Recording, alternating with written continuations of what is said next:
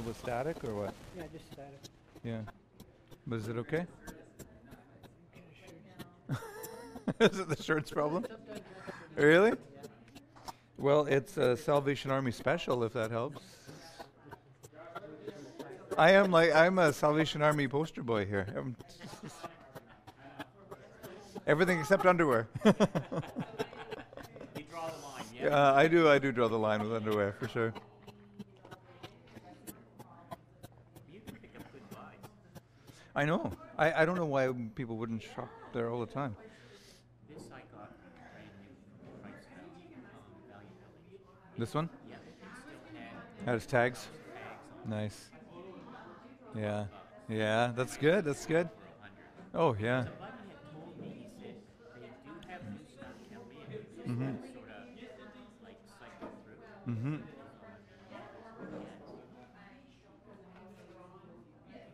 I didn't get a holy kiss. I just did the classic. Yeah. But no holy Not kiss. European enough. You're South you're American disobeying the scriptures. My friend Pablo still does that. Yeah. Yeah. Double. Like in France, it's just sort of like Yeah. shopping. Well, if you're not used to it, it's like Who's that? in France. Oh, in France. Yeah, yeah. Yeah. Yeah.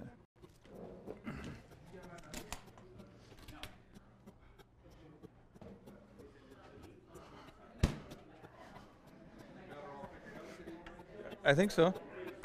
Yeah. Do you want to hit this thing?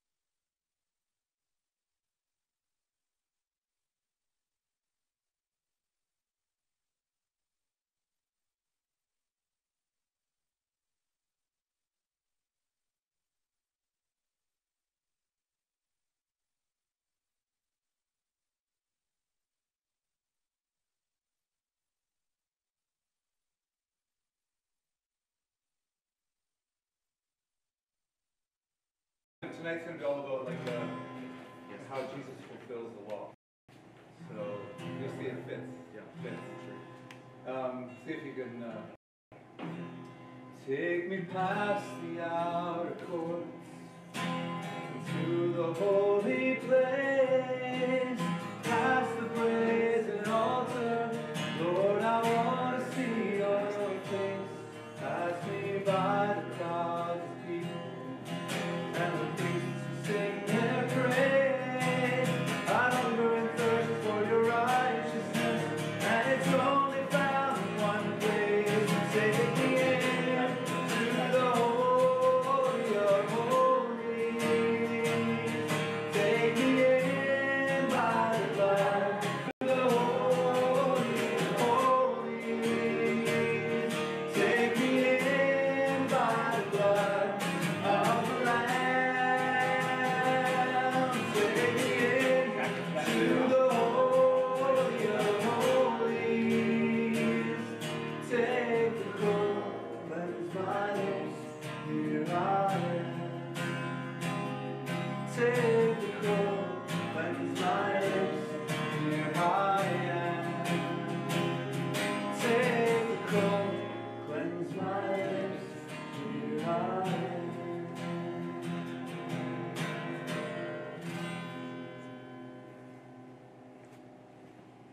Lord, Father, we are so thankful that No? you've opened the way Pretty sure it doesn't. for us to come straight into your presence. Oh yeah. Lord, we're so grateful that you cleared all the path, and we pray in Jesus' name. Amen.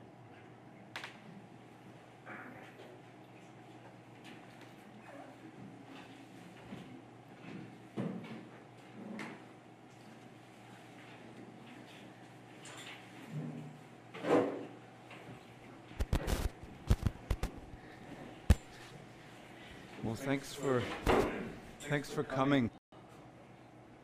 Have you heard that phrase, all the dots and tittles? All the jots and tittles? Right? If you got it's almost like saying all your I's dotted and your T's crossed. Have you not heard that before? Jots and tittles? This is where it comes from. It's actually based on the Old English, the yod and the tittle.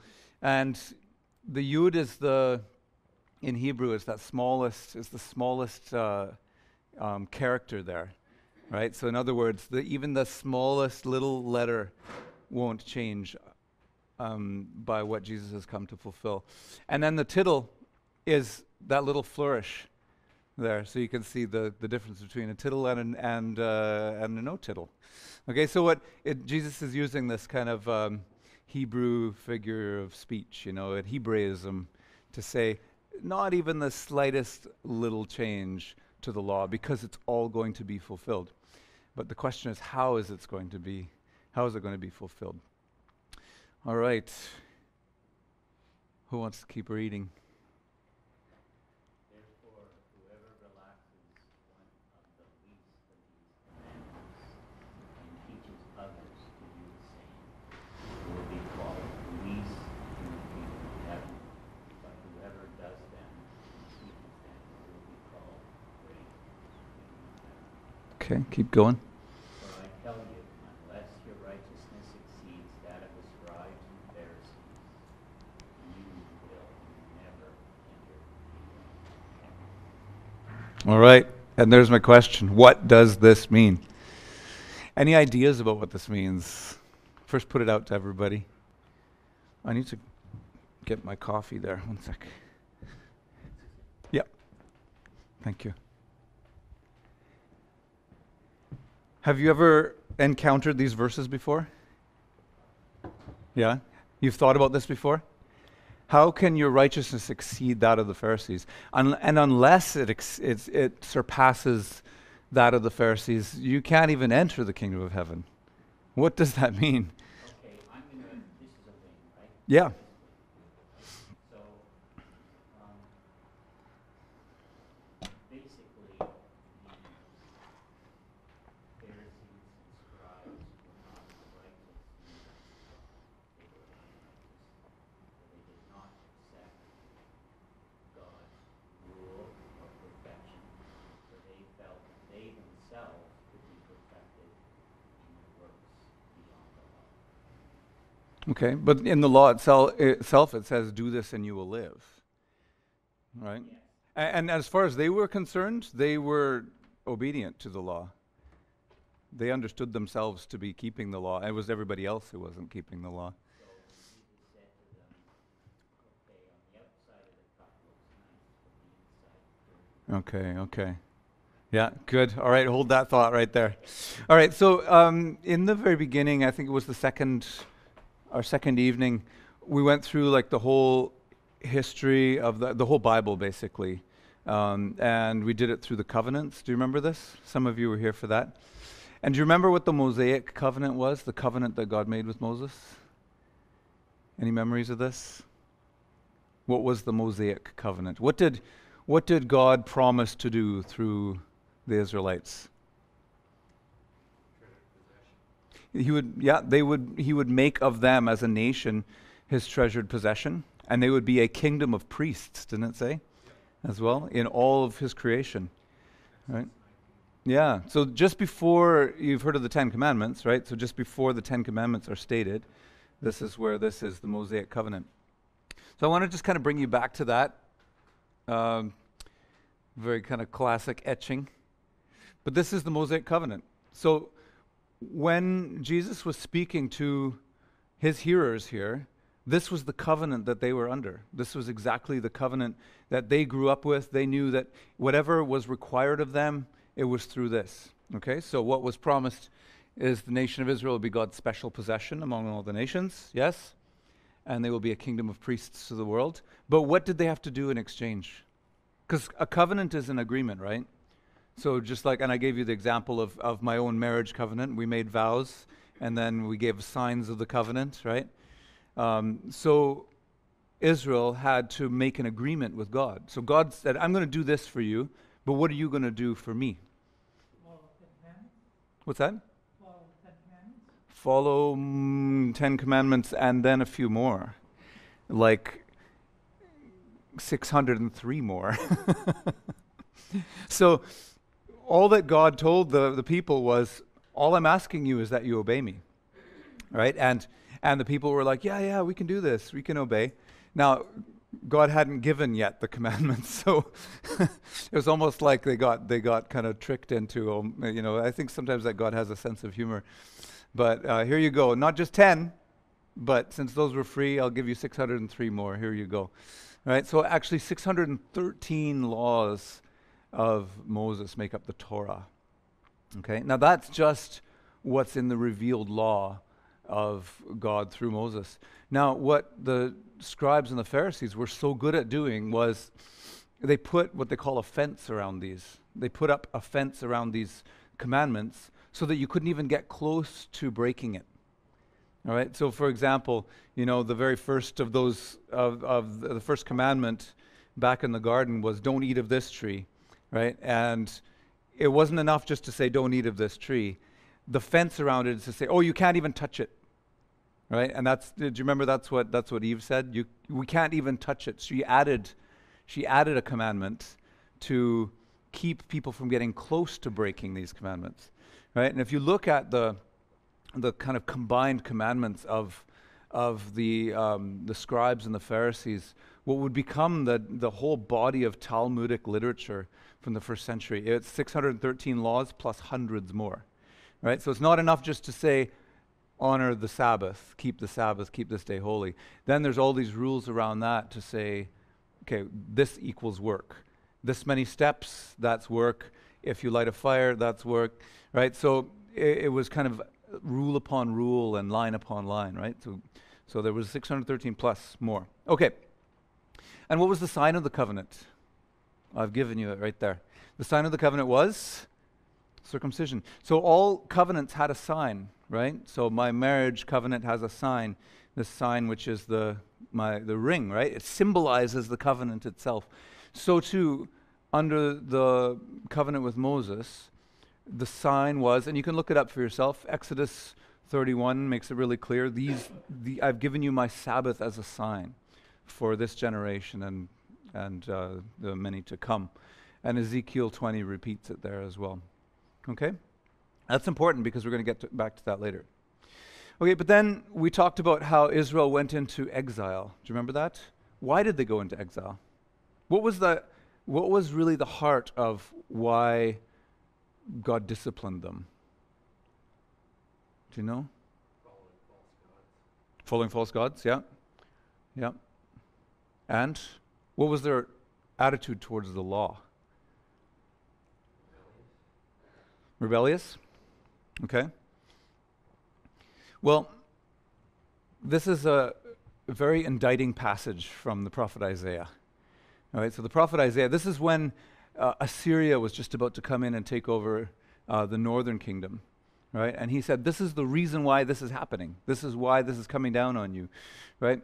And the Lord said, because this people draw near to me with their mouth and honor me with their lips while their hearts are far from me, their fear of me is a commandment taught by men.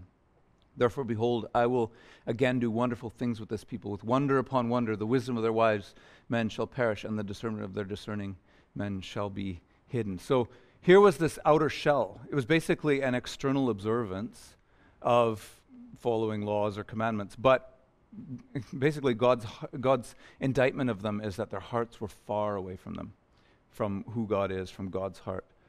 Okay? Now, that's when we introduced the new covenant. Do you remember the new covenant? What's the new covenant about? So this is the covenant with Moses, but things have gone bad, but now how are things going to get better? Well, again, a prophet said, there's a day that's coming when I will make a new covenant with my people. Right? And the new covenant is going to be so radical, it's going to actually turn things inside out, upside down, and I'm going to recreate humanity, in other words. Okay? So this is the promise here. Think of these promises. For this is the covenant that I will make with the house of Israel after those days, after the days of exile, declares the Lord. I will put my law within them, and I will write it on their hearts, and I will be their God, and they shall be my people. And no longer shall each one teach his neighbor and each his brother, saying, Know the Lord, for they shall all know me, from the least of them to the greatest, declares the Lord. For I will forgive their iniquity, and I'll remember their sin no more. Now, in saying there's a new covenant coming, he's deliberately saying it's not going to be like the old covenant. How is it not going to be like the old covenant? Because where was the old covenant written? It was written on stone, right? It was the stone that, that Moses received from the mountain, that he brought down, and all whatever else that was written on after that. But it's all externally written. But what do you notice about this commandment here? What's special about this covenant? Where is the law now to be written? In the heart and in the mind. So God's going to do the greatest miracle of all and take an external commandment and he's going to put it deep inside of us. He's going to cause us to obey it from the inside out. Right? But how is he going to do that? That's the question. Right? See, so with the law of Moses, what happened with the time of the judges, right? When everybody kind of did what was right in their own eyes, right? People forgot the law and things went from bad to worse. If you read the book of Judges, it would be like, if you made a movie of it, it would be almost X-rated because it's just terrible, right? So it's just how the depths of what human beings can do. I compare it to, if my ninth graders were, I told them to do some questions out of the textbook, and I want them to be quiet. They can't look at their phones, right?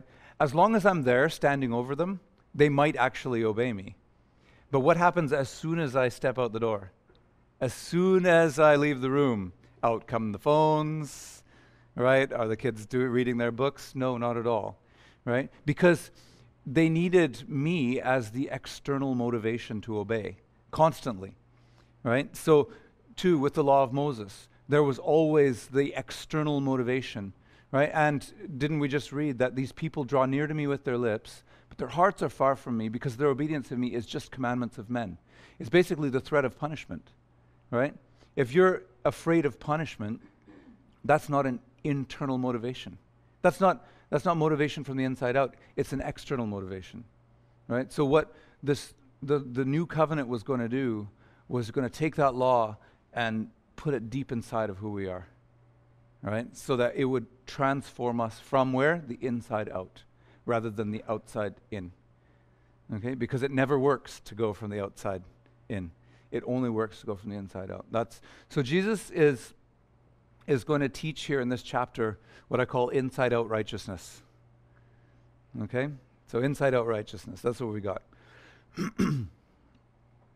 What's that? It's evolution gone bad. We don't know what it is because it doesn't exist. This is a children's flip book, you probably grew up with these, right? Right? So you've got the heads at the top, and then you've got the torso, and then you've got the feet, right? And you can come up with incredible monstrosities, right? And it's all funny for kids. These mix and match books, head, heart, and feet, right? Now, what Jesus is saying here with this teaching is, I want to get you in alignment.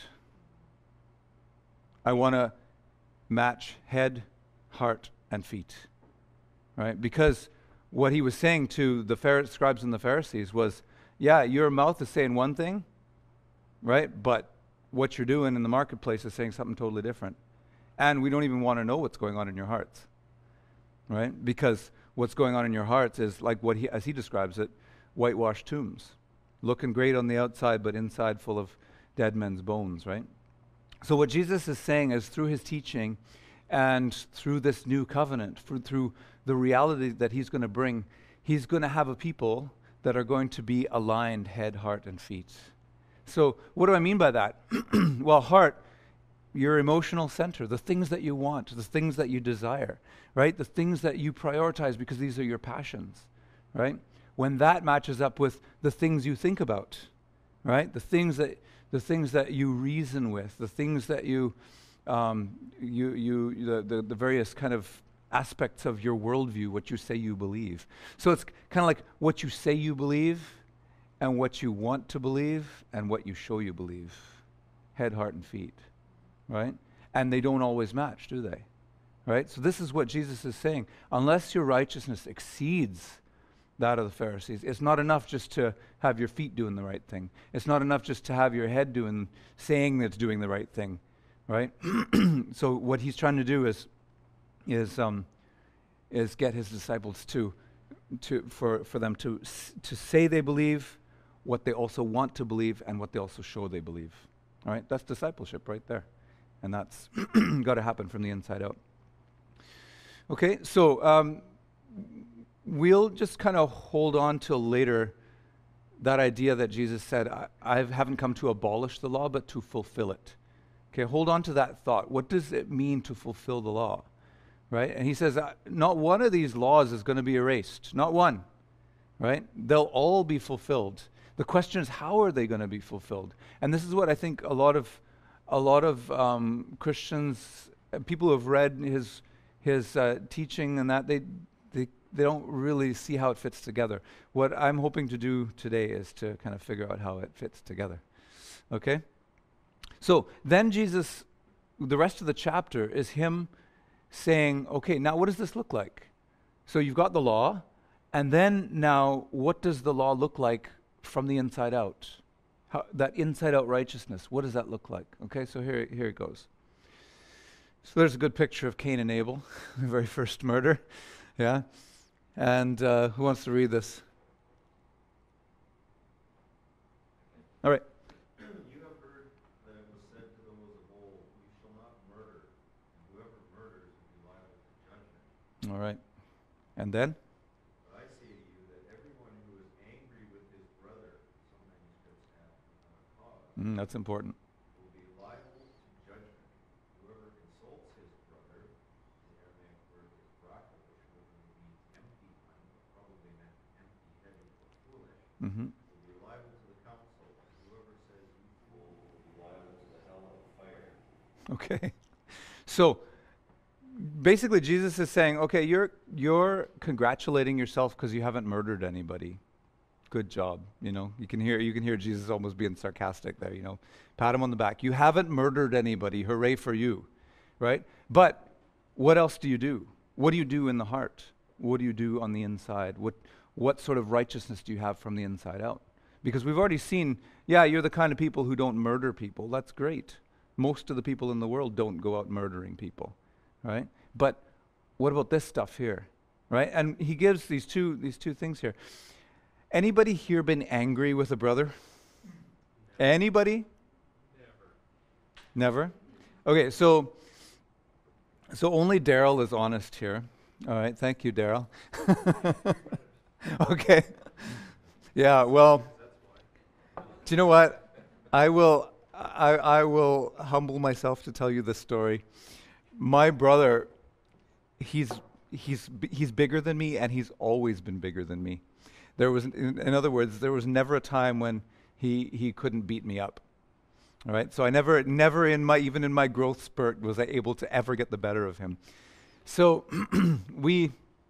when we were younger, I can't remember what age this would have been, maybe 12 or 13 or something like that.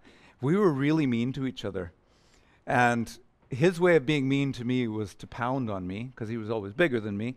And my way of being mean to him was to know all of his insecurities and to poke at them, right? And he would get madder, and then he'd pound me some more, and then I'd say something, and he'd fly off the handle again, right? And this one moment, to my shame, this goes down in history, and I thank the Lord that he's forgiven me of this, so I can tell you this. I went down to the basement, and I grabbed a screwdriver. I was so angry with my brother because he kept hurting me. He didn't stop. and I stabbed her in the back with a screwdriver. Now, it didn't stay in. I mean, it just kind of like teetered there and fell out. And he, I watched his face go white. It's like, do not push my brother that far again, note to self. And then he told me this detail just the other day. He showed me his thigh. He said, "You see that? You remember what that's from?" And I said, No, I don't have any memory of that. And he said, "That was when I was chasing you around the house with the sickle." Anybody been chased with a sickle before? So I don't know. He apparently hurt himself with his own sickle, so there's a little bit of justice there, some Mordecai stuff. But yes, all that to say, I love my brother, and I love him very dearly now. We're good friends now, but not always the case. Now, it doesn't mean just your blood brother, right? But anybody who's spent any time in church, it won't be long before you actually start to feel angry towards people, right? Am I talking to all sanctified people here, or do you agree with me that there are plenty of good reasons? And it says there, without a cause, right? Like, we find reasons to be upset with people and say, that's a good cause. That might, and of course you feel very justified in your cause for being angry with someone. But Jesus is saying, watch that. Watch that. That anger that you harbor in your heart towards your brother, all right? You're liable for that. You're liable for that. That is connected to the same heart root of murder. That's what he's saying. Can you see why it's connected to the same heart root of murder? All right? Because murder is about actually taking the life of someone, but Jesus is highlighting all the ways that we write people off. We murder them in relationship, right? There are people who you might not even have in your life anymore. Why? Because you're angry with them and you let it stay there, right? You're angry with them without a cause or whatever, however you want to read that, right? You let the anger destroy the relationship. So you might as well have murdered them. That's what Jesus is saying. So pay attention to the things going on in your heart, right? And even as we read his words, it actually is a good thing for us to be really humble and honest with ourselves. And do you have unfinished business with people? Are there people that you need to go and walk across that burning bridge with, right? Or are you content with just leaving that relationship as being murdered in the past? Now, here's another way that we murder people in the heart, right? He says this, that even if you call someone, and the word in Aramaic is raka, and it just means empty head. It's kind of like saying airhead. It's like, but it's stronger though. It's like saying someone is a complete and utter fool, right? So what I take from this isn't just uttering the word fool. Like when someone cuts you off in traffic and you say, "You fool," right? You might even say something worse, another F word, right? But it's not just the uttering of the word. I think it's about cursing people. It's about cursing people as not worth your time, right? When there's someone in your life who is just like, "Yeah, you're out. I'm going to cut them out," and I see, a lot of kind of talk online when people say, "Yeah, just get rid of all the toxic people in your life." Have you seen that? You seen people doing that? They're cutting all these toxic people out of their lives. Isn't that a little bit like this? Right? Now, please understand, I'm not saying deliberately put yourself in abusive situations. I'm not saying that. But it's not so easy as just saying, "Oh, toxic person, get rid of them. Toxic person, get rid of them." Because when we call someone toxic, when we call someone a raka, you've rockified them, if that's a word, right? You've cut them out. They're not worth your time. You've cursed them to being not worth your time, right? And you've murdered them in your heart, right? And so this is exactly what Jesus is saying. You've heard the law. The law said don't murder. Well, congratulations, you haven't actually killed someone, right? But look at all this. That's where you have to pay attention. You have to pay attention to your anger. You have to pay attention to your contempt. Because that second part there, that's about contempt, isn't it? When you have contempt, your thoughts, your words, what you say about people, right? And it can be people that you don't know as well. It can be people out there in the internet land, right? But when you speak contempt over people, you curse them, right? And Jesus is saying, enough of that. Okay, so murder continued. Who wants to cue? Who wants to read? So if you are offering your gift at the altar and there remember that your brother has something against you, leave your gift there before the altar and go. First be reconciled to your brother, and then come and offer your gift. Come to terms quickly with your accuser while you are going with him to court, lest your accuser hand you over to the judge, and the judge to the guard, and you be put in prison. Truly I say to you, you will never get out until you have paid the last penny. All right, now did you notice, is it important that Jesus said, if you're offering a gift at the altar and there remember that your brother has something against you? Is that important? Rather than if you know you have something against your brother. Do you see why that might be important? Right? Because you can be tempted to say, oh, they've got issues. That's their problem, right? And you only want to do something, you want to deal with it if you've got, man, that person's offended me, and usually you want to go and not to reconcile, but to get some revenge or vindication or something like that. But this is about when you know that someone has something against you. And this is so hard to do. This is so hard to do. I have been guilty of letting things slide for a while, right? And I think probably, if we're honest here, we probably all have, right? If you know someone has something against you, that's what Jesus says. You shouldn't even be going and singing your praises on Sunday morning and, going up for communion and all that. You should make priority of first going to your brother or your sister, right? Make priority of that. Don't let this day slip into the next day, slip into the week, slip into the year, right? And then before you know it, there's just no contact with that person. They still have something against you, right? I think, I'm not exactly sure how this looks, but I think we're accountable for this stuff, right? I think there are passages where we hear that, yeah, I'm gonna demand an account of you. How much did you love people, right? Like there was a situation in my life, and I'm just going to be really honest with you here, where I knew someone was upset with me. Actually, I should say more than that. They were holding something against me for something that they thought I didn't do. It wasn't something I did to them, but it was something that they thought I didn't do. And I was so tired of the situation at that point, I just let it go. And then I let it go. And then I let it go. And then I let it go. And I let it go for too long, right? And the Lord is faithful in that He keeps bringing it around to you somehow in a way that you didn't expect, right? And so to make a long story short, finally I actually obeyed the scripture and went and said, I really need to apologize to you. And it was just to hear this person out. And it was really like a lot of stuff that we weren't understanding in the situation. And the end result of that is this person said, it's like we've never been apart, right? Why did it take so long to get there? That's the question.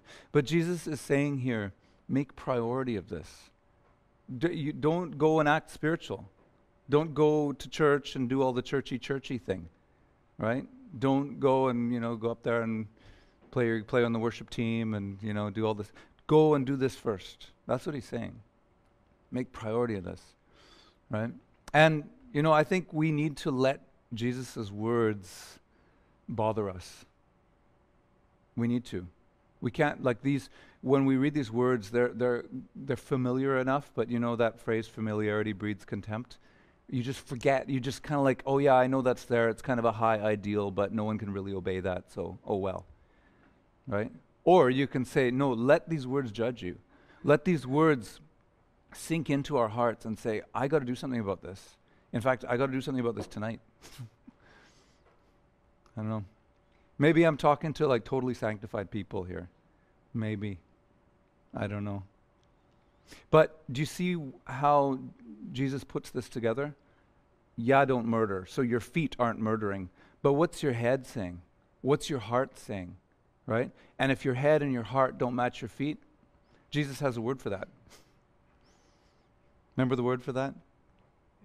Yeah, which is a Greek drama term, right? It's the mask that you put over your face, right? Remember the smiley face and the frowny face, right? That hypocrite is the actor who puts that in front of their face, right? So Jesus is saying, bring head, heart, and feet into alignment here. Okay, any questions or thoughts on this? Do you see how revolutionary this is? Could this actually transform things? Could this actually change the state that the church is in right now? Could this actually change the state of the church in Thunder Bay? Yes. An example I'll give is that my father held something against me, which I know that it wasn't in my heart. I didn't do it. It was the state he was in. And so I visited him maybe once every 6 months. And so as I was going in, his dad's third wife stepmother, my stepmother came in and said, Wayne, your dad would like you to apologize for blank, blank, blank.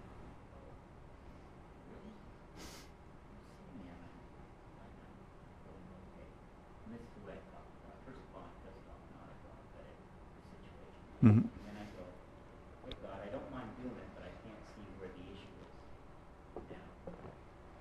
And so I said, look, I don't know where the issue is, but I will ask him for his forgiveness, Father. And so it was like a pretty tragic. He can come, Francis, my father, all happy that his son is now apologizing for, I won't say whatever, but it didn't matter. Yeah. Right? And so I apologized, and I said, God, this isn't right. Now let me go further. Is that if I apologize for a lie, what have I done? That was my issue. Mm. If I apologize for a lie that wasn't there, what have I done? And then the thing was is that just extend grace. Yeah. Is that, like, I don't know if that makes any sense. Yeah. But It does. my dad felt that things were restored, yet on his deathbed, he confessed that, Wayne, I haven't been a good father since. Mm. Well, that was a waste. Not of what I said, but that's at the end of your life to hold something that you knew was true. My father saying, Mm-hmm. I don't think I was a good father. It's like, and then that would have eaten him alive. Yeah. But humility breaks things, doesn't it? It seemed to, but it Yeah. broke it for me from the fact that there could have been something that needed to be broken in me, not in him. Mm-hmm. Just like keep it on Yeah. me first. Yeah. Is that if I had not gone ahead with it, God was pushing me. No, Holy Spirit was convicting me. Okay, so Wayne, what do? You know he's been hurt for whatever reason. So what do? Can you extend it to him? Mm-hmm. Be okay with it. Okay, yeah. Mhm. Not be okay. Yeah. And I will be okay. Yeah. But yet I knew that it wouldn't help the totality of where my father was. Well, you also don't know the ripple effects from it too. Oh no. Like when we humble ourselves like this, Yeah. we don't know where this is going to go, I agree. right? And it's out of our control, and we shouldn't try and control it, right? But all that we're expected to do, and I think this is what Jesus is saying right here, is just humble yourself and cross that burning bridge, right? You heard that, you know that phrase, the bridge is burned, right? You can go across that burning bridge before it's totally burned, right? And go and just humble yourself, right? And see where it goes. But what you're doing then is you're getting to the root of that sin of murder, right? And you're saying, yeah, I don't want to murder this relationship. I want to restore this relationship. You've become what we just read about a few verses before. Blessed are the peacemakers, right? You've become a peacemaker. Yeah. Just one more thing. Mm-hmm. Is that I had to come to the realization that since I wasn't righteous in godly righteousness, God said, don't judge, let him judge. Yeah. Then I And therefore, whatever the judgment is, that's God's. Hmm. But for what I can participate in, then I do so. Thank you. Thanks for sharing that. So there's a lot there, and like we could just end it right there and send everybody out to go and do your homework, which is actually go and do this stuff, right? Or you could just kind of let it percolate for a little bit. But remember, Jesus says, if you remember something has something against you, okay? Pay attention to that. Next one he brings up. Who would like to read this one? Okay. You have heard that it was said, you shall not commit adultery. But I say to you that everyone who looks at a woman with lustful intent has already committed adultery with her in his heart. Okay, so this is a, I don't know, Renaissance-looking painting of David. So you can see David leering in the back there, and Bathsheba up front here. You know, have you ever thought about this? Who would you rather have as your next-door neighbor, David or Saul? I would rather have Saul as my next-door neighbor because I wouldn't want dirty old man David staring over at my wife and that. But all that to say, don't just judge from outward appearances because God looks at the heart, right? So, yeah, he would be a more respectable neighbor, maybe, Saul, right? But we all know how his kingdom ended up, right? And we all know that David's kingdom ended up for eternity being established with Jesus as the son of David. You see that Jesus is doing exactly the same thing here, right? He's saying, oh, well, congratulations. He's doing the golf clap here for very well done. You've not committed adultery. Yeah, you and how many other people in the world have not committed adultery. But now what about this? Jesus is saying, okay, take it into the heart, right? Turn that righteousness inside out. How much do you look lustfully at a woman? How much do you look, or a woman or man or whatever it is, right? You see, Jesus is doing exactly, you get what he's doing here, right? He's taking the external commandment and he's saying, you want to be one of these new covenant believers with the law written in the heart and mind? That's the stuff you need to pay attention to, right there. And if you don't pay attention to this, then what good is it that you haven't committed adultery? Yeah, there's less kind of damage in, you could say there's less damage in families and that sort of thing. But in God's economy, it's the same thing. It really is the same. We need to start paying attention to the things that are going on in the heart. Okay? And Jesus, one of the things that you'll know about Jesus is one of his favorite teaching tools is hyperbole. You know what hyperbole is? There's your word for the day. Hyperbole is exaggeration for the sake of emphasis. All right? Now look at this. If your right eye causes you to sin, tear it out and throw it away. For it's better that you lose one of your members than that your whole body be thrown into hell. And if your right hand causes you to sin, cut it off and throw it away. For it's better that you lose one of your members than that your whole body go into hell. Now, you know, there are people who say, oh, I read the Bible literally. The only way to read the Bible is literal, right? And it's like, okay, all right, here you go. Let's see. Right? So somehow people who say that they read the Bible literally seem to know when, oh, that's a figure of speech. Oh, that's just where, you know, that's a hyperbole, right? So they forget how to read the Bible responsibly otherwise. But in other words, just like with the previous commandment, if you remember someone has something against you, leave your gift at the altar. Don't even go and act spiritual and go to church and all that. Go and make it right. Jesus is saying use that same urgency here. Right? He's not saying gouge out your eye and cut off your hand. He's not actually saying that. So don't say that we taught that on Sunday night. Right? But what he is saying is you treat it with that kind of urgency.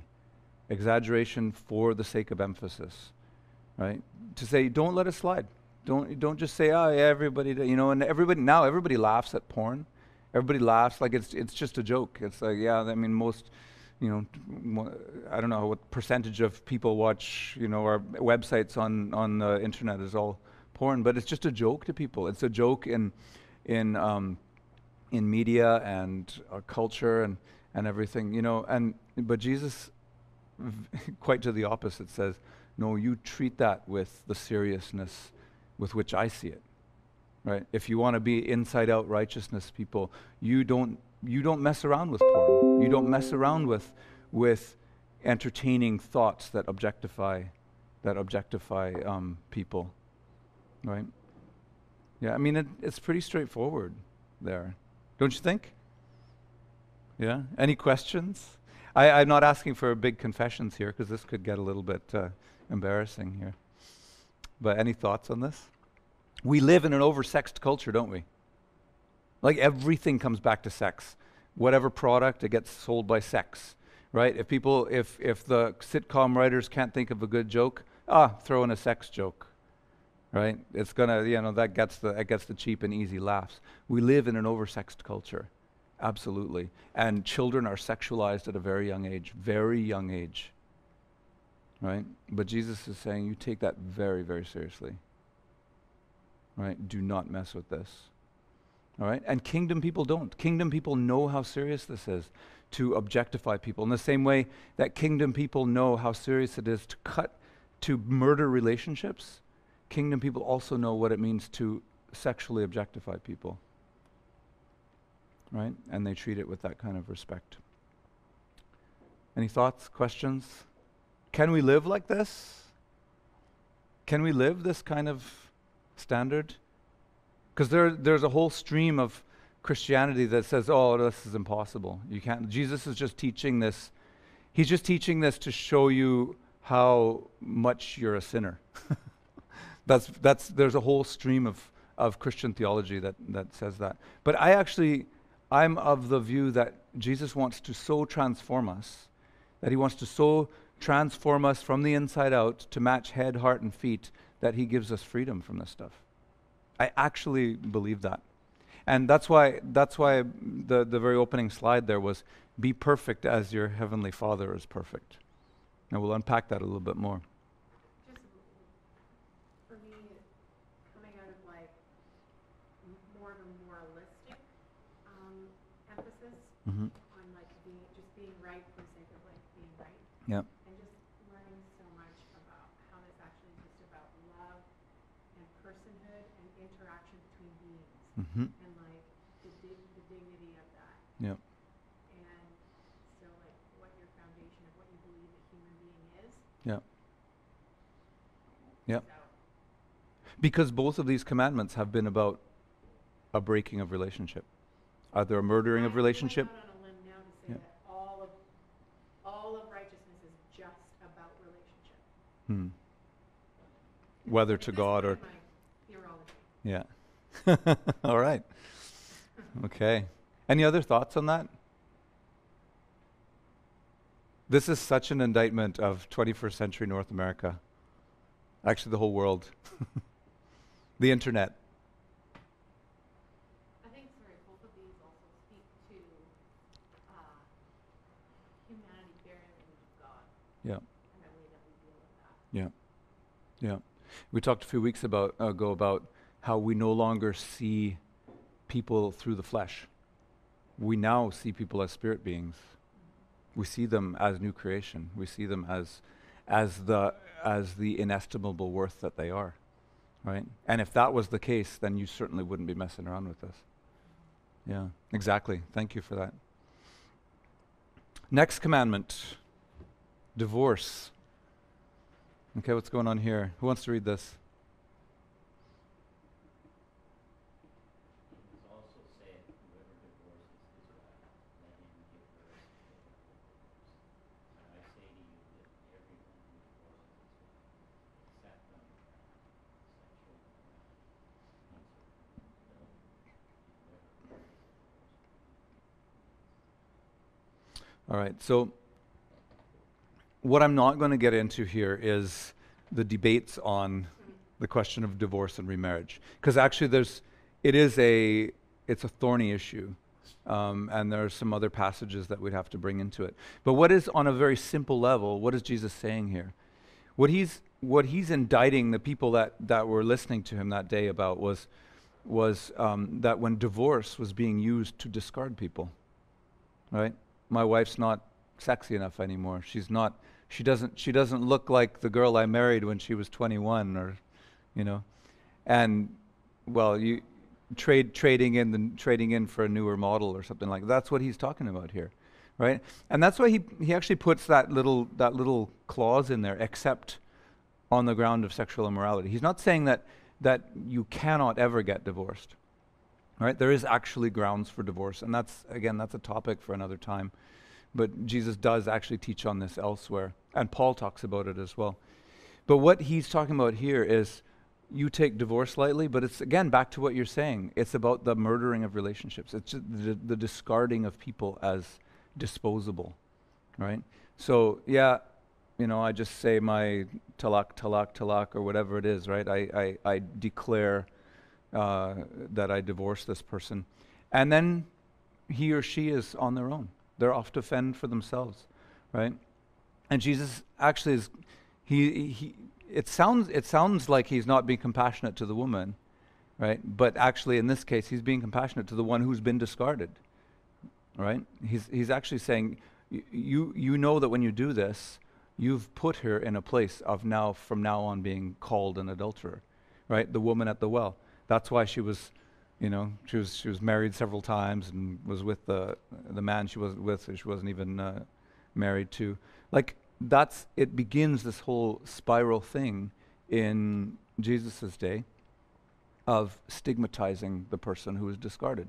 But he knew that man could say, I divorce you, and then just go and get married again. He didn't face the stigma, right? He got a newer model, and hey, look at him, he's winning, right?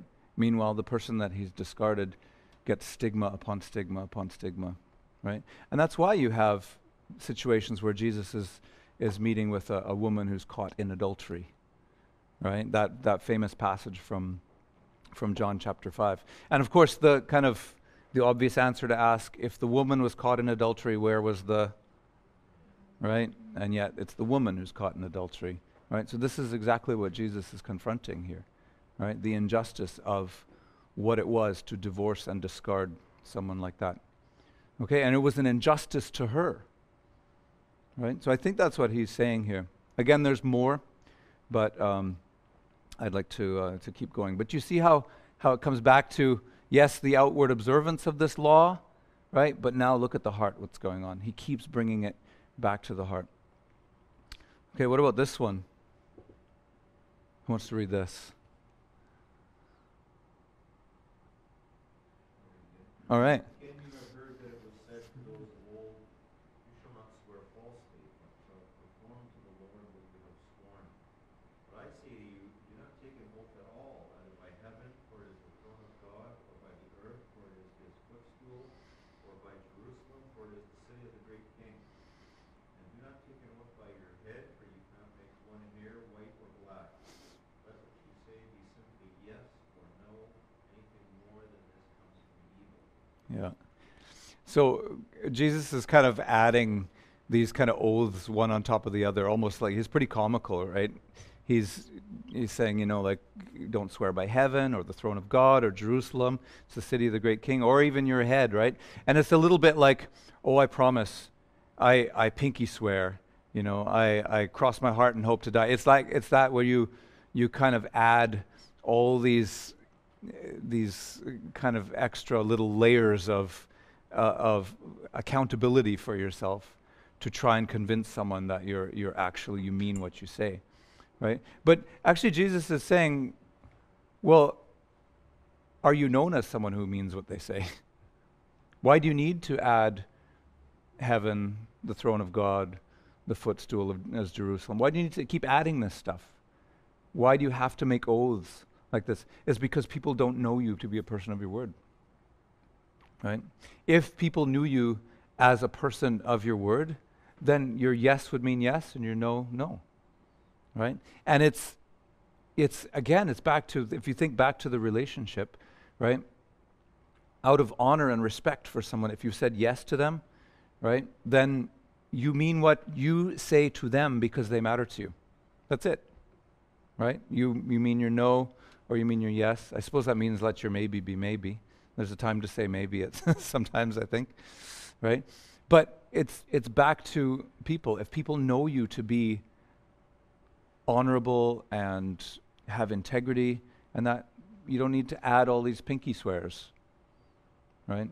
And in fact, it might actually be a good indicator that you otherwise might break your word if you keep adding like I cross my heart and hope to die. If someone says that, it means, yeah, in any other situation I would, that we all break our word. But he's saying don't even be like that. Okay? So righteousness from the inside out. Now, here's a question. How in a culture that is comes out of a Judeo-Christian, at least informed by the Judeo-Christian worldview, why in a court of law do you put your hand on the Bible and say, I swear to tell the truth, the whole truth, nothing but the truth, so help me God?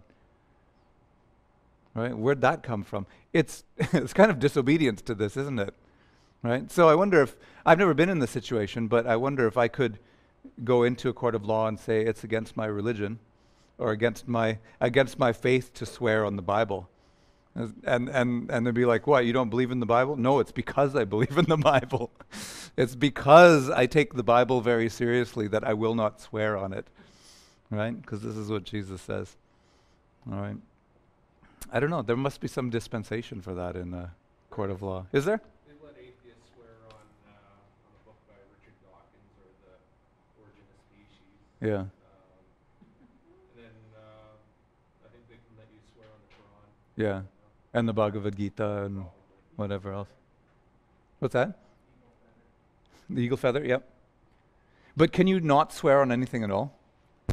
But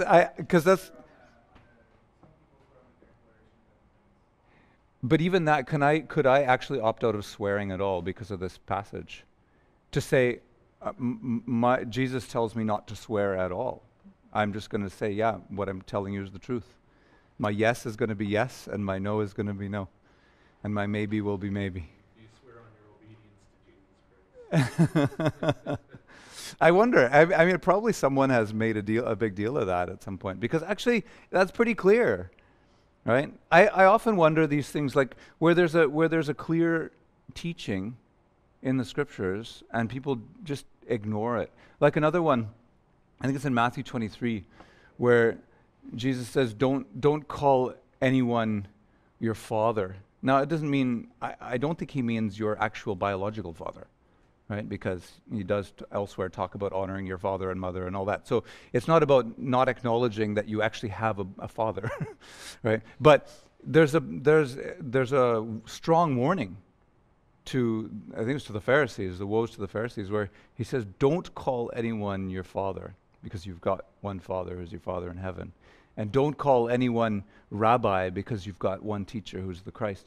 And yet, what are the most common things that people use to describe a religious leader who has a special robe and all that? Father so-and-so, right? I often wonder about this. Like when there's such clear passages that teach you not to do that, and yet people just they just bluntly ignore it, I don't know. I think about these things sometimes. If I am ever in a court of law where I'm asked to swear on the Bible, I think I might actually say, because I believe what's in the Bible, I can't swear. I won't swear, but I'll let my yes be yes and my no, no, and see what they say. I don't know. You don't think I'll get away with that? Try it out? Okay. All right. How about this?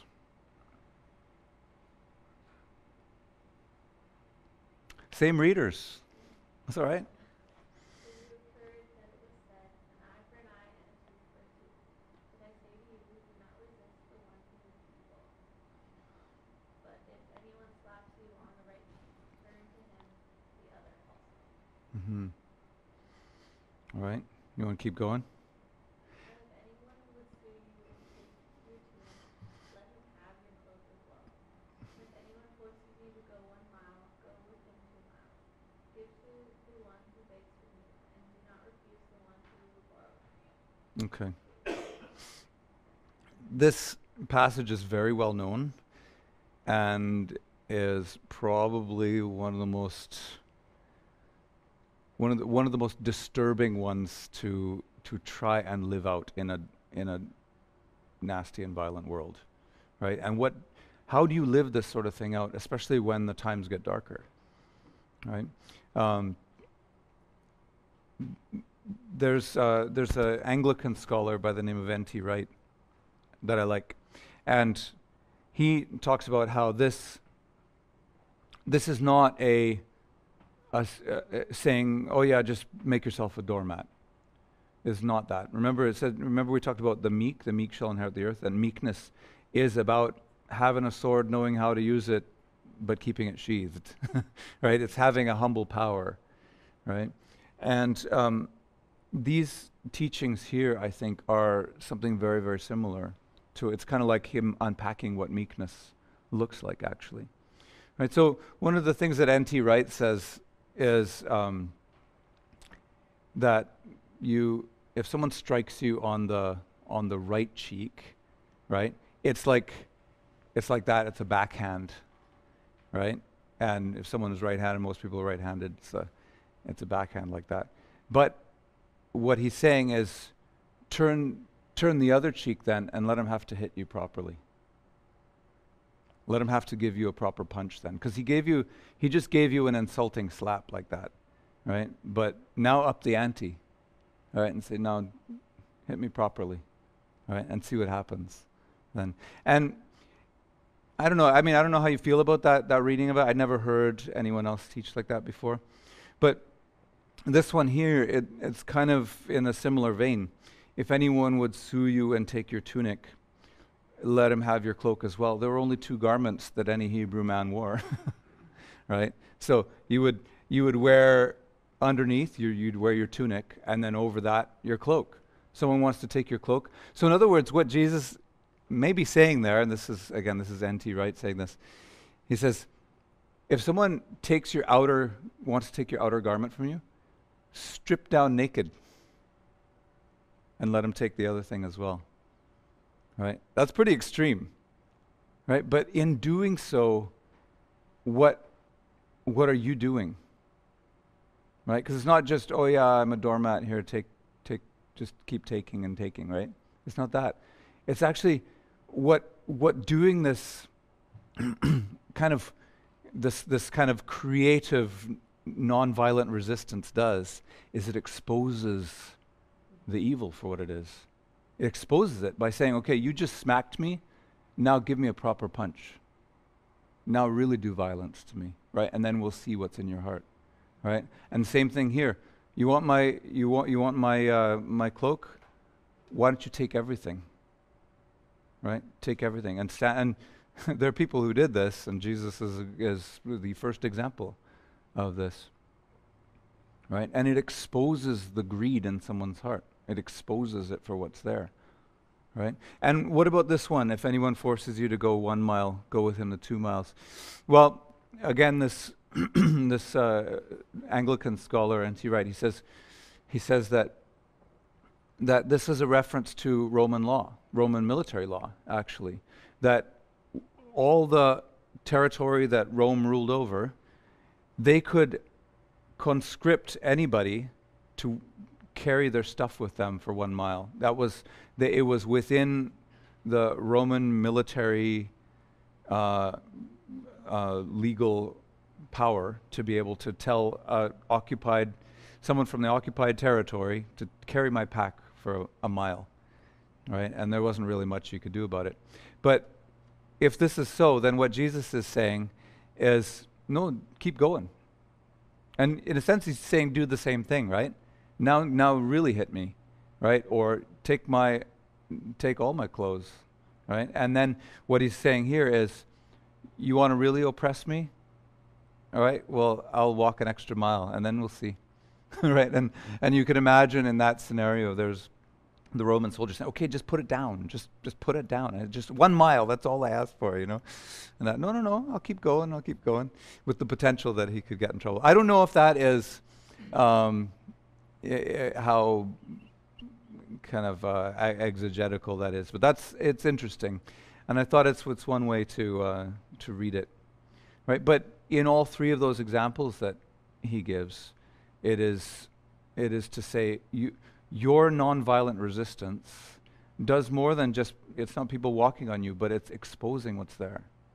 right? And when people see what's there, right, then you've done something that just striking back doesn't do, right? Because if you just hit back, then it's just evil for evil, right? But when you do this kind of creative, non-violent solution, now you've changed things.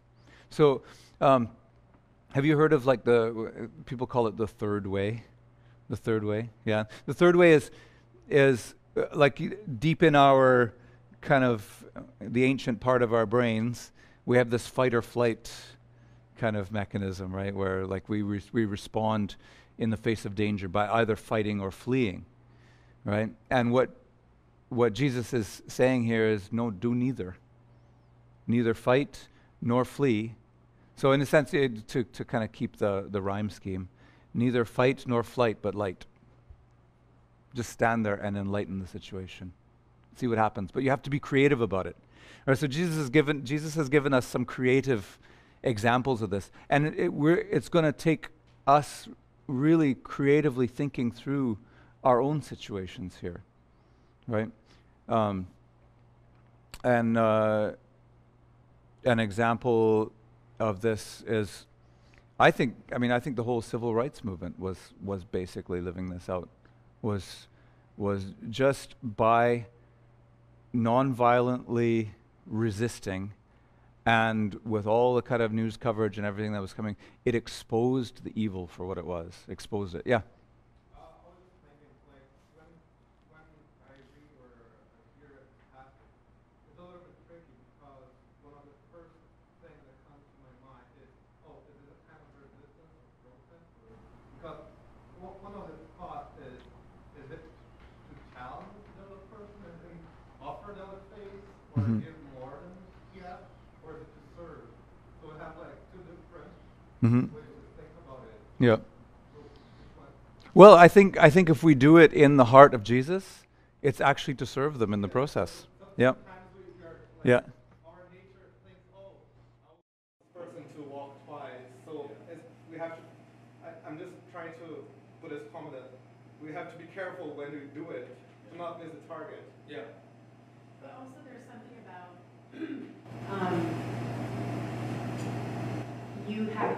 they're exercising dignity, the knowledge of their own dignity, and remaining autonomous in the situation.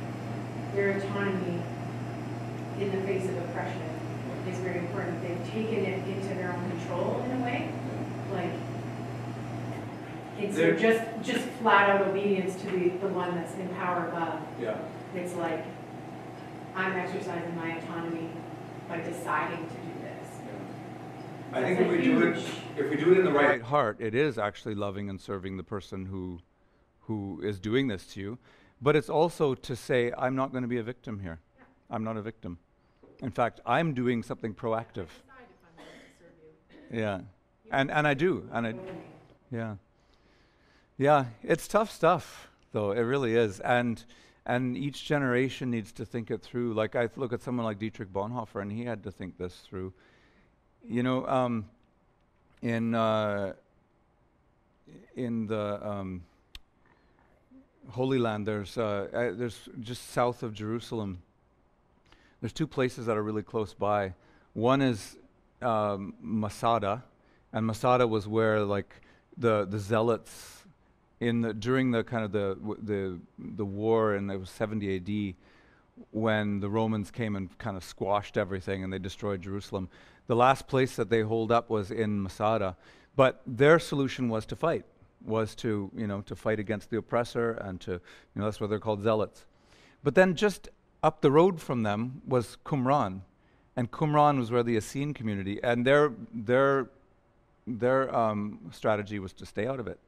They were just going to go retreat to their monastery out in the desert and copy out old texts and that sort of thing, right? And Jesus's third way was to be in Jerusalem, was to be in the midst of it, but doing something radically nonviolent, right? And actually doing neither the fight nor flight, but doing something else. And we need to figure that out. We need to figure out what that third way is for us in our day and age. Yeah. What was the name of the author that you were talking about? N.T. Wright. N.T. Wright? N-T. His name is Tom Wright, W-R-I-G-H-T. Yeah, he's a pretty prolific guy. He writes lots and lots of books. Yeah. And I thought it with Masada is that yes, they fought, but then they killed. Yeah. Well, as Jesus says, you live by the sword, you die by the sword, right? Yeah. Yeah, the zealots, yeah. Yeah. And Peter demonstrated some of that zealotry, right? When they came to arrest him. Live by the sword, die by the sword. All right, well, there's lots more we could do. What about enemies? Anybody here have any enemies? Have you ever had enemies in your life? Anyone that you would consider a playground bully? Anybody who you feel has it in for you? And heaven forbid, maybe it's you having it in for them. Maybe you would be considered an enemy to someone or by someone. Let's see what Jesus has to say here. Someone else want to read? All right. You have heard that it was said, "You shall love your neighbor and hate your enemy." But I say to you, love your enemies and pray for those who persecute you, so that you may be sons of your Father who is in heaven. For he makes his sun rise on the evil and on the good, and sends rain on the just and on the unjust. All right, you want to keep going? For if you love those who love you, what reward do you have? Do not even the tax collectors do the same? And if you greet only your brothers, what more are you doing than others? Do not even the Gentiles do the same? Really, this is actually describing a different, totally different species of love, right? Because if you think about it, everybody knows how to love, right? They love themselves, they love their tribe, right? And then they love, so you might have known that there are a number of Greek words for love, what gets translated as love in English. There's this word storge, which means like love, familial love. This is your family love. These are your kind. These are your people, right? And what Jesus is saying is everybody's got that, right? So again, just like, you expect a medal because you haven't murdered someone or you haven't committed adultery. Do you expect a medal because you love those who love you back, right? Because you love your friends and you love your family and all that? Then there's the other kind of love is philia love, right? And the name of that city in America, Philadelphia, the city of brotherly love. And philosophy is the love of what? Love of Sophia. It's not a girl named Sophia. Sophia means love of wisdom. Yeah, so philosophy is the love of wisdom. And the philos or philia kind of love is love for your club, love for your special interest group, love for people who are like you, right? So if I want to go to the record collectors club, I might actually really love those people, in a way that, hey, we've got a shared bond here, right? And people who like the same sports team or whatever. But how many churches run the same way, where we love people who are like us or who have a shared interest, right? But do we ever find it hard to love people who are not like us, right? And then the third kind of Greek love is eros, right, where we get the word erotic from. And it doesn't have to mean sexual, but it's not just love for a woman or a man, but that woman, right? Or that it's a focused love on one that you want to have, right? And that can be a good thing as well, right? But again, this is not what Jesus is talking about here, right? So Jesus is saying those people who are not your family, who are not your tribe, who are not your special interest group, who are not your lover, right? All of those people, whatever's left there, right? That's the ones I want you to love. That's what he's saying. You got to love beyond yourself here. That's agape. Yeah, and that's then agape, yeah. Yeah. Yeah. So the word that the New Testament uses for love, when it says love your neighbor as yourself and all that, that's agape. So that's the fourth kind of love there. And you realize in English where we've got so few words for certain things and so many words for things that don't really matter. Like we get so precise with our technical language, but when it comes to a word as important as love, it can mean everything from I can have sex with whoever I want to a mystical kind of love, like, love for a devotee to God. But like it means so much that it therefore means so little, right? And what Jesus is doing is he's putting some fine points on this. And he's saying, yeah, hooray if you love your family, hooray if you love your special interest group, but what about your enemies?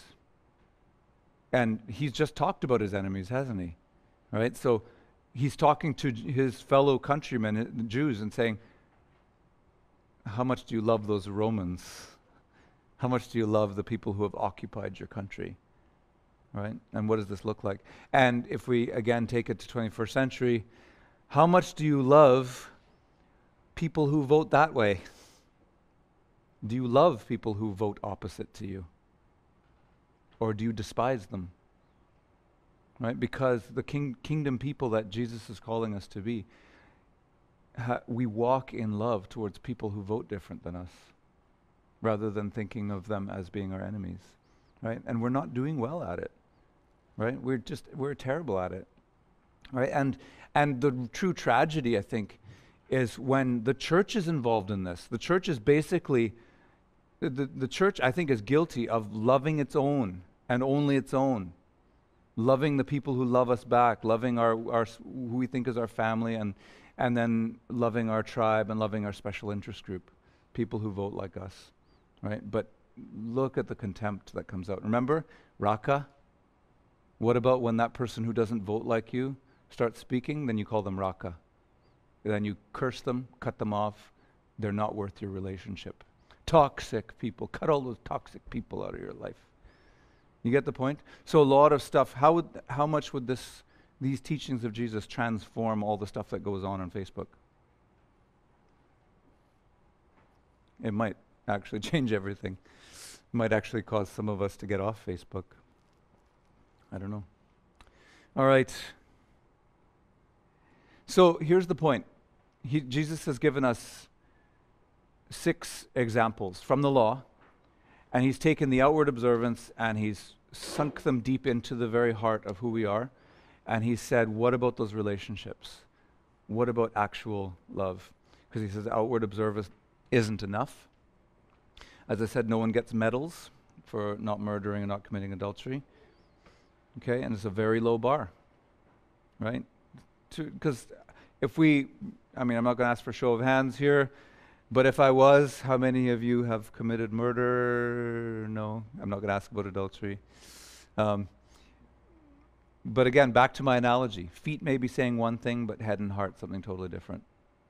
All right? So do you see how Jesus' teaching is to say, you want to get your outward appearance aligned with how you're thinking and also how you're loving.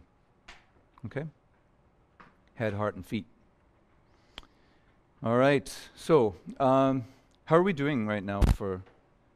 Have we had enough? Are we wanting to keep going? Because there's a lot more that we could do, but we can. Yeah.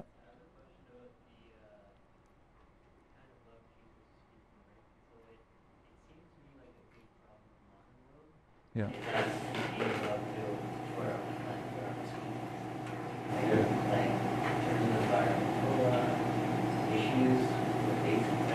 It seems like everything's so fixated just on humans, right? Yeah. But you just speak to that. Sure, yeah. The more we know, the more we're accountable for, right? And when we know that ecosystems affect all kinds of people downstream from us, that's one aspect. If you want to talk to a certain brand of Christian that doesn't really care about the environment, to actually love your neighbor is to love the people downstream from you. Where back in first century, people wouldn't even have thought about that. They was thought very immediate, right? They wouldn't have thought what poisoning water tables would look like and that sort of thing, right?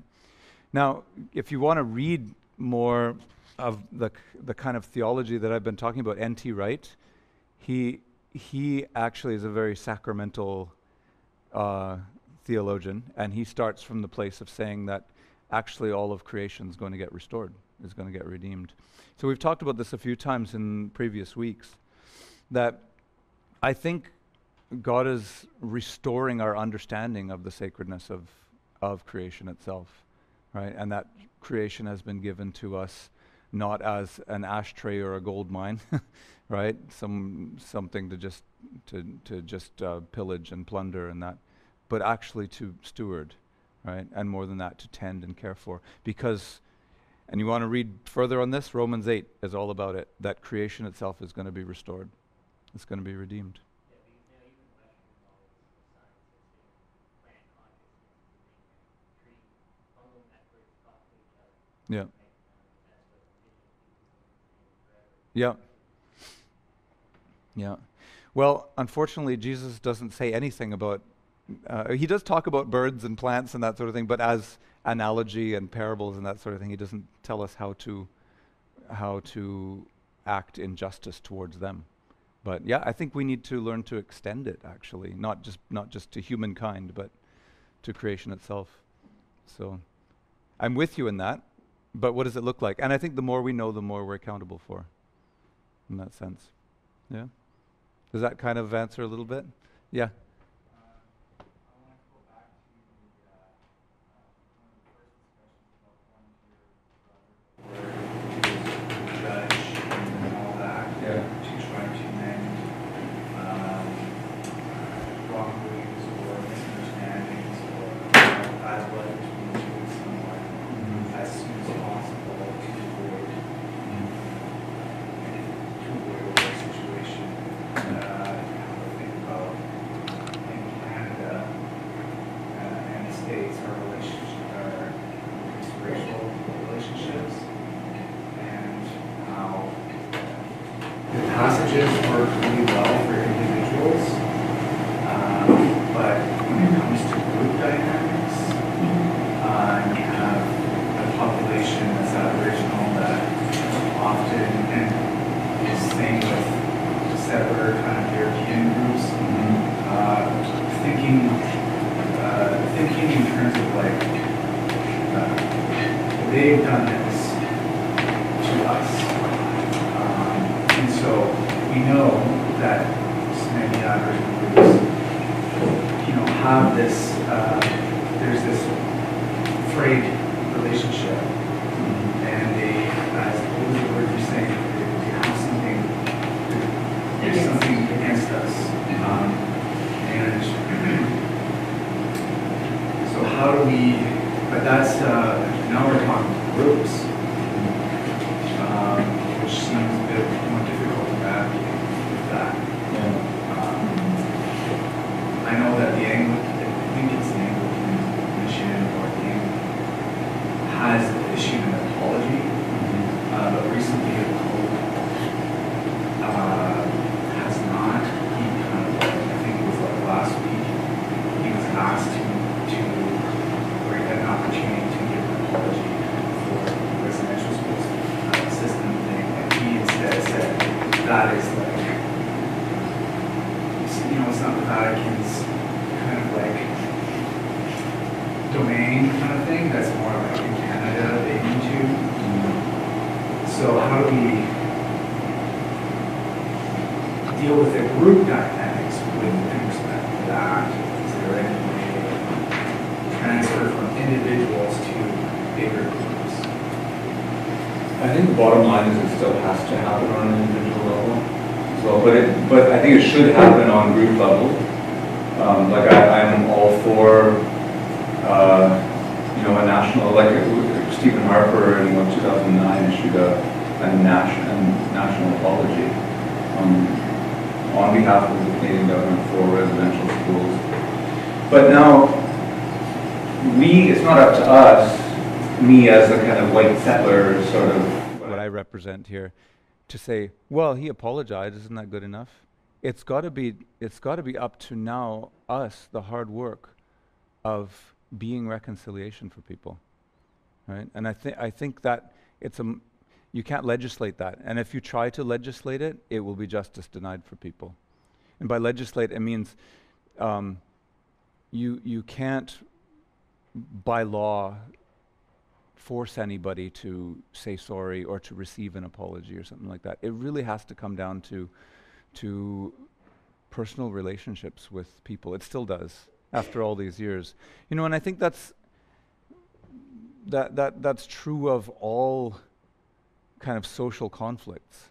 You know, it changes things. Like if you're to look at even situations like LGBTQ, kind of, you know, the questions around that, the ethics and morality around that, doesn't it change it when you're talking about someone that you know, right? And same thing with me, you know, like my next door neighbor in India was Hindu, and my, just a little bit further up the road, a Muslim, you know, and then a little bit up the hill where I was, a Buddhist. Well, that changes everything about how I will talk about Hinduism, Buddhism, and Islam. Right? It's not just idea anymore, it's not just concept. So I think it does come down to, actually, we have to do the hard work of being in relationship with people and learning how to do that. So like for me, I consider myself really privileged to work for a tribal council here in town, right? And people are a little bit amazed that, okay, you're a straight white male and a Christian in that sort of position. What is going on there? And all I can say is I think I found favor with the people there, and just by one relationship with people, learning to be reconciliation, right? So when there is like there's a group feeling about that group there, they can say, yeah, but not him. He's one of ours. You know, like to be called a friend, you know, rather than just belonging to that group over there. And I wouldn't say as well that there wasn't all that group stuff going on in Jesus' day. That was the whole point of the Good Samaritan, right? So like he deliberately chose that hated group, right? Because that group of half-breeds that took our land when we were in exile, and, you know, like, so there's like generations of grievance there, right? And Jesus crosses over the boundaries constantly. He is reconciliation, right? And one by one, that's when these things change. I don't think you can legislate any of that stuff. You can't force it as a social movement or anything like that. But it does change things when we change narratives, when we change how we speak, right? I'm just trying to figure this out as well in my context, right? Like, this is my 9-to-5 job. I work with First Nations, and I meet elders and you know, people, decision makers in First Nations communities, and we just have to learn how to go humbly, how to just walk humbly, I think. I don't know any other answer to that, actually. Yeah, that's a good question. But I do think actually these teachings still apply, very much so. Yeah. So yes, I'm all for public apologies and that, but it doesn't fix, ultimately, interpersonal relationships. Yeah. Where that there is actually a formed institution of some kind you can have, because those are representative bodies. They function as a body on another symbolic level and in a functional way. Mm-hmm. So that body, the head of that body can, you know, you can have a stance that body decides to adopt. Yeah. To say, you know.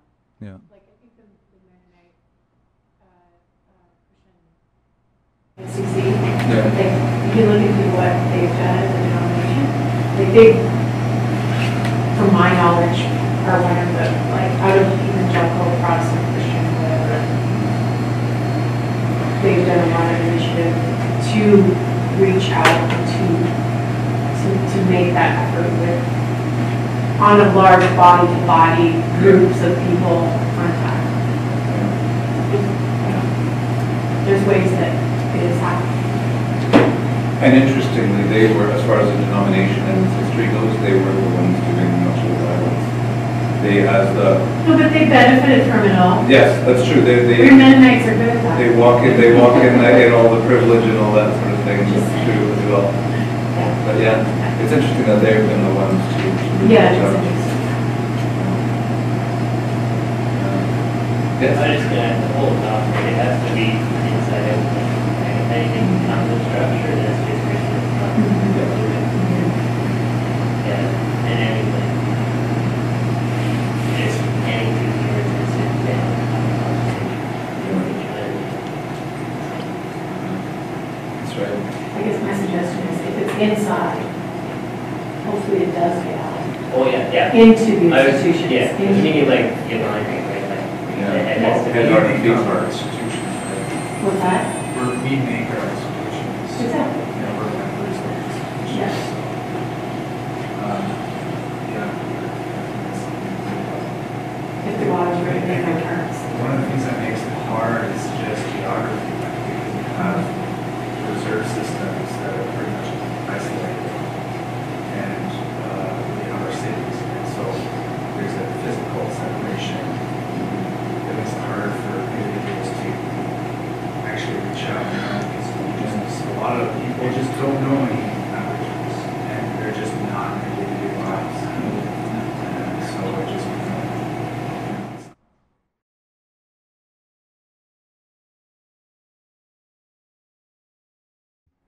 Yeah, and initiating relationship.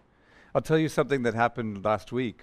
The job that I had to do last week, our tribal council is putting on a access to justice forum. So it's been like a 4-year initiative from when it was first called restorative justice, and then it's now become this access to justice thing for our 6 First Nations communities. And so they gave me the task, go figure, me of all people, they gave me the task to listen to the story of this access to justice journey, and then to write a narrative, right? So I wrote a 1.5-page narrative, and you know what I did?